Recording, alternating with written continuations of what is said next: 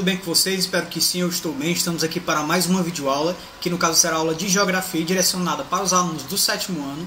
E vocês já sabem, assim como nas aulas anteriores, peguem um caderno, peguem um livro, porque nós vamos precisar. Então vamos lá começar, mas antes disso, roda a vinheta. Anote o número.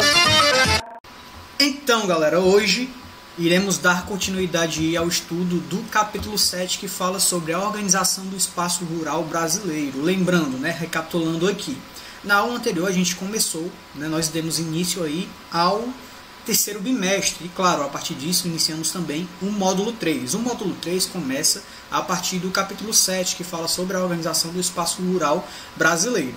Então, lá na nossa aula anterior, a gente procurou entender o que é espaço rural, a gente distinguiu de fato o conceito de rural e o conceito de campo, Eu acredito que vocês lembrem disso. A gente estudou um pouco a estrutura fundiária no contexto do Brasil, o espaço rural brasileiro e, a partir disso, as políticas e movimentos sociais que estão inseridos no contexto do espaço rural.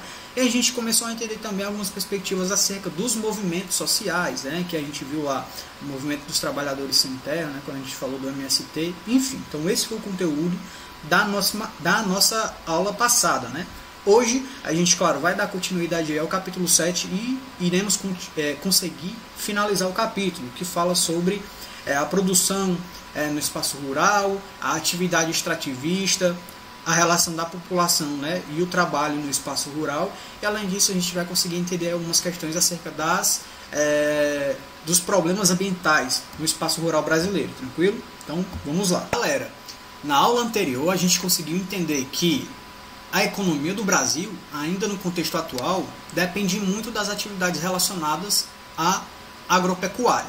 Isso a gente de fato conseguiu entender, foi uma discussão que a gente conseguiu fazer na aula anterior, certo? Porém, a partir disso, surge um questionamento. Vocês vão perguntar para mim, beleza, tio Wesley? O que é que vai acontecer? A agropecuária, de fato, a agricultura e a pecuária são as principais atividades que vão possibilitar aí um crescimento econômico do Brasil, no contexto do mundo. Sim. Porém, essas são as únicas atividades que vão restringir aí o crescimento econômico do Brasil? Não, galera? A gente percebeu que existem outras atividades, Atividades secundárias, no caso. Como, por exemplo, as atividades relacionadas ao extrativismo, Então, o extrativismo no contexto do Brasil vai aparecer de três maneiras, O extrativismo vegetal, o extrativismo mineral e o extrativismo animal, tá? Quando a gente fala em extrativismo vegetal, a gente está falando dos nossos recursos, o próprio nome já está sugerindo, vegetal, a extração dos nossos recursos vegetais, A gente percebeu que essa atividade foi uma atividade que se iniciou lá no período colonial, Lá com o descobrimento do Brasil, a colonização portuguesa. No primeiro momento não existiu ali o primeiro contato com os metais preciosos, que era o principal objetivo da coroa portuguesa. Não existiu esse contato, então eles precisaram procurar aí uma maneira de ter algum ganho econômico no novo território. Então eles extraíram o que, galera? O pau-brasil, exatamente. Começou a existir aí o extrativismo vegetal, principalmente a partir da retirada do pau-brasil. No contexto atual, o extrativismo vegetal no Brasil ainda é uma realidade? Sem dúvida, tá? O extrativismo, principalmente a partir da extração das chamadas madeiras de lei, que são aquelas madeiras mais rebuscadas, que são mais caras, são mais resistentes, como por exemplo jacarandá, mogno também, São madeiras aí que são bem utilizadas pela construção civil e também pelas atividades relacionadas à produção de imóveis também, certo? Então a madeira de fato ela é retirada no contexto do nosso país, tá? Então essa é uma maneira de extração vegetal. Além disso, as outras maneiras de extração vegetal são encontradas no norte do nosso país. Lá no norte do nosso país a gente tem a extração de alguns produtos que inclusive fazem parte da nossa alimentação, da alimentação cotidiana dos brasileiros, principalmente das pessoas que vivem ali nas cidades do norte, Então a gente fala, por exemplo, de açaí. É um exemplo que praticamente todo mundo conhece, A gente tem o açaí, a gente tem também a castanha do Pará, A gente tem também o guaraná. Então, o extrativismo vegetal, de fato, se insere numa realidade, aqui no contexto do nosso Brasil. Tranquilo? Além disso, além de falar da extração vegetal, a gente também tem a extração animal, né? E quando a gente fala em extração animal, o que é que a gente pensa principalmente no primeiro momento?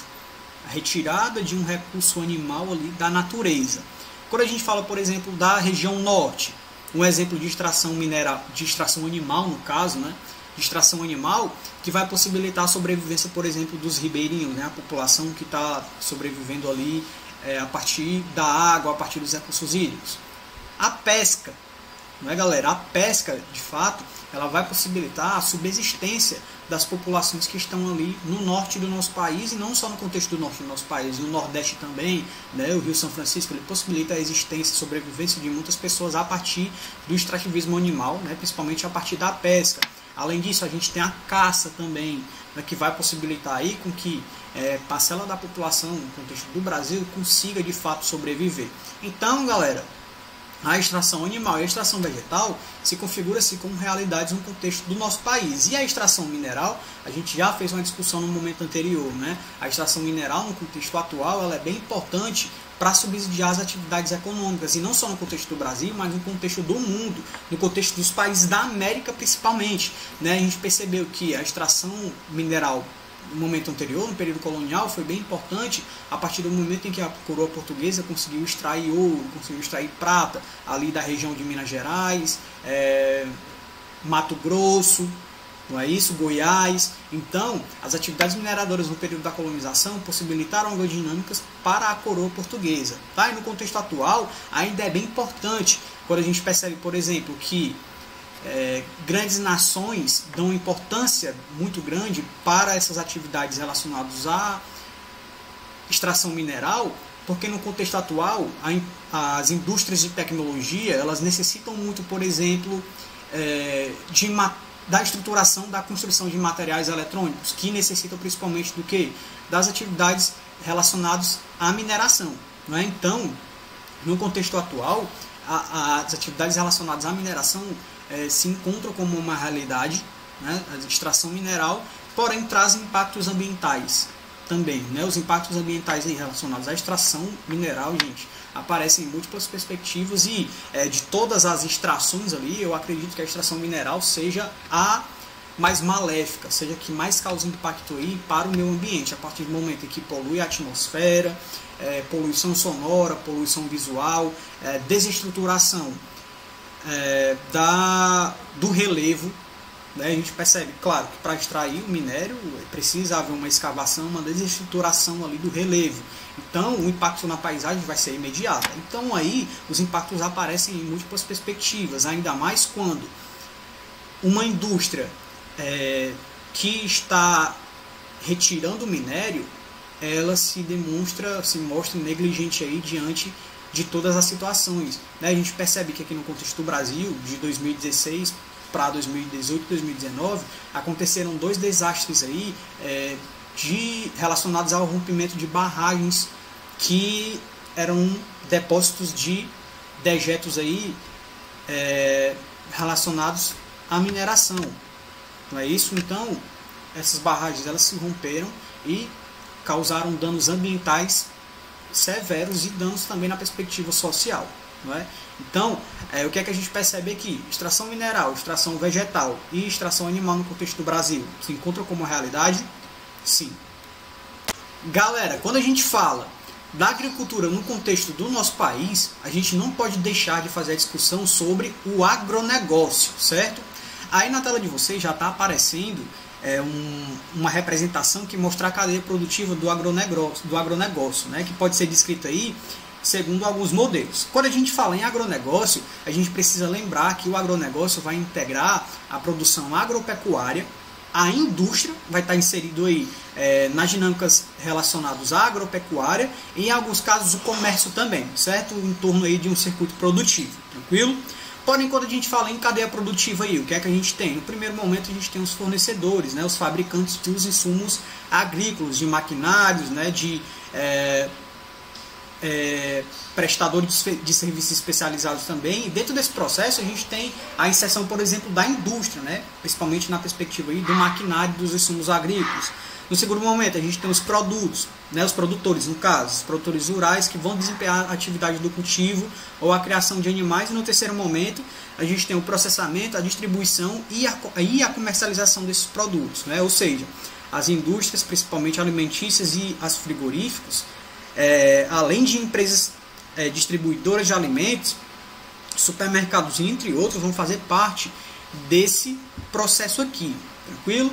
Então o que é que a gente percebe? Que a agroindústria, que o agronegócio de fato está inserido no contexto do nosso país. Hoje em dia a gente sabe que a agropecuária, que a agricultura é a principal atividade econômica no contexto do nosso país. E quando a gente vai aprofundar ainda mais a discussão, a gente percebe que o agronegócio é a principal atividade econômica no contexto do nosso país. Tá? É o agronegócio que de fato vai movimentar a economia aí, a partir, por exemplo, das atividades relacionadas à agricultura e também dos processos de industrialização.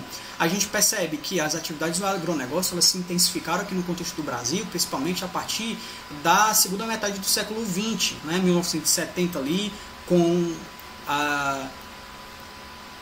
o objetivo do governo federal de produzir cana-de-açúcar, né, para geração de combustível, principalmente, para que o combustível ele servisse ali como um alimento para os automóveis que estavam se inseridos no contexto do país naquele momento ali. Então, o agronegócio, de fato, ele vem se intensificando no contexto do nosso país, e o agronegócio, claro, vai gerar aí muitas dinâmicas, tá? Tanto positivas, né? O ponto positivo aí, claro, é a economia, mas também, principalmente, alguns pontos negativos, certo? A gente percebe que o governo federal, de fato, disponibiliza, inclusive, verba para a distribuição aí de informações acerca do agronegócio, né? De propagandas, principalmente na televisão, agrotech, agro é vida, agro é tudo, agro é pop, né? Porém, nem tudo é mostrado, né? Então, quando eu falo que nem tudo é mostrado, os pontos negativos do agronegócio, eles de fato não são vinculados nos meios de comunicação aí, né? Se forem de forma mínima e principalmente a partir dos assassinatos que acontecem por causa aí das posses ilegais de grileiros aí, de grandes produtores rurais. E isso de fato se materializa no contexto do Ceará, inclusive, né? A partir do momento em que a gente já discutiu, inclusive, eu acredito que eu já citei na aula anterior, que aqui no contexto do nosso estado a gente tem algumas disputas por terra, né? Tanto quando a gente fala do MST, Movimento dos Trabalhadores Sem Terra, e quando a gente fala dos grandes proprietários, das grandes indústrias aí, transnacionais, multinacionais, que entram em conflito político, inclusive, com esses pequenos proprietários que estão em busca ali de sobreviver, né, de vender os seus produtos a partir da agricultura familiar. Então, as grandes empresas se inserem, inclusive, no contexto político do nosso país, principalmente no contexto de algumas regiões e de alguns municípios, né, de forma mais objetiva em algumas regiões, tá certo? E o exemplo disso é no contexto do Ceará. Por hoje é isso, galera. A gente encerra a nossa aula por aqui. Eu espero que vocês tenham entendido. Caso não tenham entendido, vocês já sabem, né? Podem entrar em contato comigo pelas redes sociais. A gente tem o nosso Google Meet, onde a gente pode ampliar essas discussões, claro, e tirar as dúvidas que porventura surgirem, certo? Então é isso. Até a próxima aula. Continue estudando e um forte abraço. Valeu!